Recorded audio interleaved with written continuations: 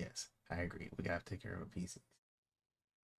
There's one time I was putting the computer together. I never did tell anybody this, but the first time I was putting it together, there was a smoke coming out of my PC, and it was this with the graphics, not the graphics card, but the power supply, and I didn't put the power supply in correctly. It was smoke slowly coming out of my PC at the time. So just two backputs. Yeah, it was actual smoke. Yeah, it was just coming out of the one of the cords of my power supplies. I replaced that power supply immediately. Yeah,